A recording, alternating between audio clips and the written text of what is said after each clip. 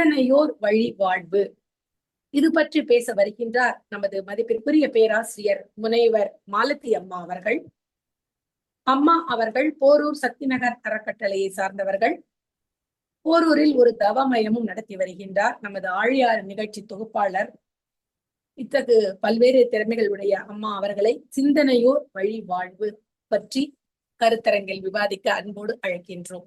வாழ்க வளமுடன் அம்மா.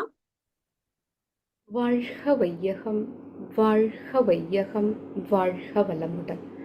குருப்புகழ் வாழ்க, குருவே துணை. தலைவர் உள்ளிட்ட அனைத்து அன்பர்களுக்கும் எமது இனிய மாலை வணக்கங்களும் வாழ்க வளமுடன் என்ற வாழ்த்துகளும், அனைவருக்கும் எமது இனிய பன்னாட்டு யோகா நாள் வாழ்த்துக்களை தெரிவித்து மகிழ்கிறேன். இந்த யோகா நாளில் சிறப்பு நிகழ்வாக உலக சமுதாய சேவா சங்கம் வேதாத்திரிய கருத்தரங்கை இணைய வழியில் மிக சிறப்பாக நடத்தி கொண்டிருக்கின்றது.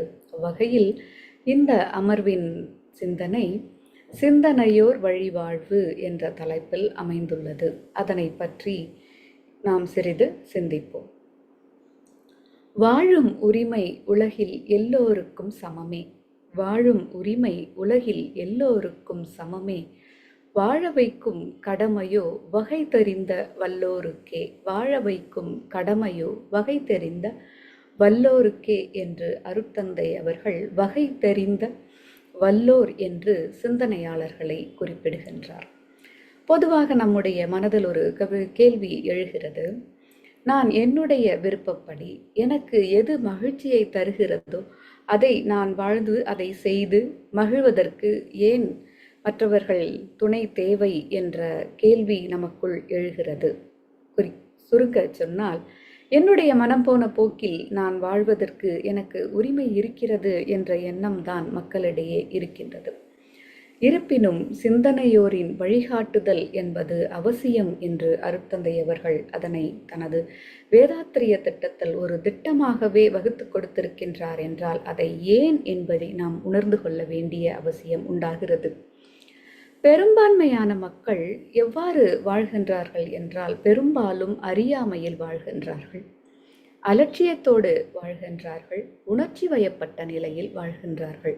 இந்த அறியாமை, அலட்சியம், உணர்ச்சி வயம், இந்த 3 நிலைகளிலும் அவர்கள் வாழும் பொழுது அவர்களுடைய வாழ்க்கை செயல்பாடுகளில் சிக்கல்கள் உருவாகின்றன. அந்த சிக்கல்கள் மனித மனத்துள் துன்பத்தை உண்டாக்குகின்றன. ஆக அவர்கள் துன்பத்தில் சிக்கி உழன்று கொண்டிருக்கும் பொழுது அவர்களின் அறிவு நிலை தெளிவான நிலையிலும் நடுநிலையிலும் விளைவறிந்த விழிப்பு நிலையிலும் செயல்படுவதில்லை.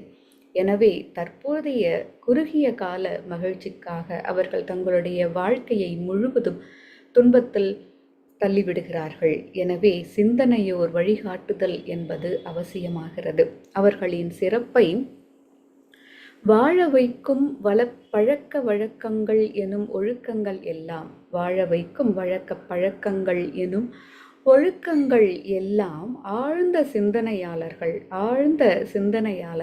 அன்புடனே உலகு கழித்த பரிசாம் என்று அருட்தந்தை அவர்கள் கூறுகின்றார்கள். ஆக ஆழ்ந்த சிந்தனையாளர்கள் இந்த உலக மக்கள் அனைவரும் ஒரு மேன்மையான நிலையில் வாழ வேண்டும் என்று அன்பு கொண்டு தங்களுடைய அனுபவத்திலிருந்தும் அறிவின் தீட்சணித்தாலும் வாழ்க்கை நெறிமுறைகளை வகுத்து கொடுத்து அவற்றை வழக்க பழக்கங்கள், அதாவது ஒழுக்கங்கள் எனும் நெறிமுறைகளாக அவர்கள் வகுத்து கொடுத்திருக்கின்றார்கள். அவர்கள் காட்டிய வழியில் நாம் செல்லும் பொழுது துன்பங்கள் சூழ்ந்தாலும் அதிலிருந்து நாம் எளிமையாக விடுபட்டு உள்ளதை உணர்ந்து நாம் நம்முடைய வாழ்க்கையை நல்ல வழியில் மகிழ்ச்சியாக அமைத்து கொள்ள முடியும் என்பதுதான் அருட்தந்தையவர்களின் கருத்தாக உள்ளது. மேலும் இந்த சிந்தனையாளர்கள் எப்படிப்பட்டவர்களாக இருக்கின்றார்கள் என்றால், உணர்ச்சி வயப்பட்ட நிலையிலிருந்து விலகியவர்களாக இருக்கின்றார்கள். அறிவை நடுநிலைமையில் வைத்து சிந்தித்து செயல்படுபவர்களாக இருக்கின்றார்கள். இறைநிலையை முழுவதும் உணர்ந்தவர்களாகவும் விளக்க வழியில் வாழ்பவர்களாகவும் இருக்கின்றார்கள். இந்த நிலையில் இருக்கின்ற சிந்தனையாளர்கள் நமக்கு பல சிந்தனைகளை வழங்கியிருக்கின்றார்கள். அவை நம்மை வாழ்வில் நெறிப்படுத்த உதவுகின்றன. ஆனால் நாம் அறியாமை, அலட்சியம், உணர்ச்சி வயப்பட்ட நிலையில் இருக்கும் பொழுது அத்தகைய சிந்தனையாளர்களின் வழிகாட்டுதல் நமக்கு தேவைப்படுகின்றது. இந்நிலையில் அருட்தந்தை அவர்கள் இந்த சிந்தனையாளர்கள் வாழ்க்கையை மேம்படுத்த சிந்தனைகளை 3 வகைகளாக நமக்கு அளித்திருக்கின்றார்கள் என்று கூறுகின்றார். அவை ஸ்ருதி, யுக்தி, அனுபவம் என்ற நிலையில் வழங்கியிருக்கின்றார்கள். ஸ்ருதி என்பது சிந்தனையாளர்கள் பல்வேறு நூல்களாக தமது சிந்தனைகளை எழுதி வைத்திருக்கின்றார்கள், பல்வேறு உரைகளாக நமக்கு வழங்கி இருக்கின்றார்கள் என்பதைத்தான் ஸ்ருதி என்று கூறுகின்றார்கள். ஆரதி பரிதுவே அவற்றொடு மனனே என்று 5000 ஆண்டுகளுக்கு முன்பு தொல்காப்பியர் கூறுகின்றார்.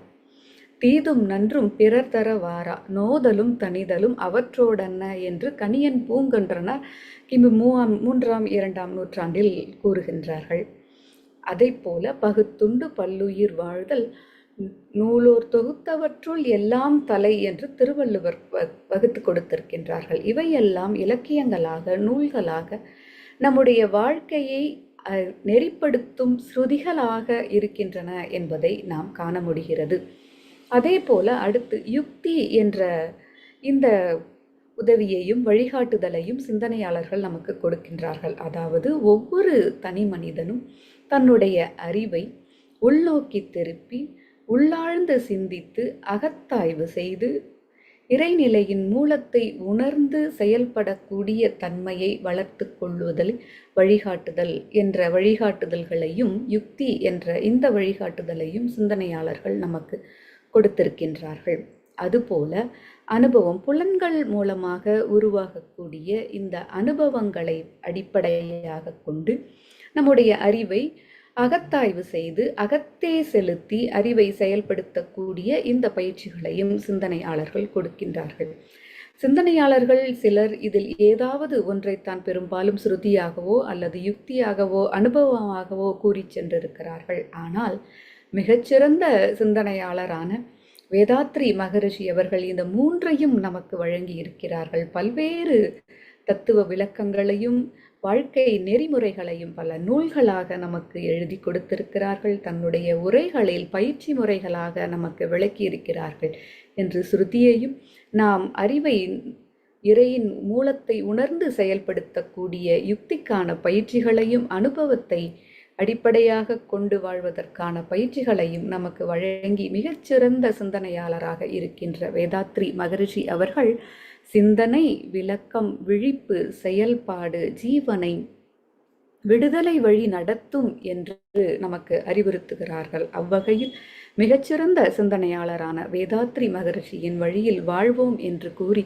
இன்றைய நாள் அனைவருக்கும் இனிய நாளாக அமைந்திட வாழ்க வளமுடன் என்று வாழ்த்தி விடைபெறுகிறேன். நன்றி. வாழ்க வளமுடன்.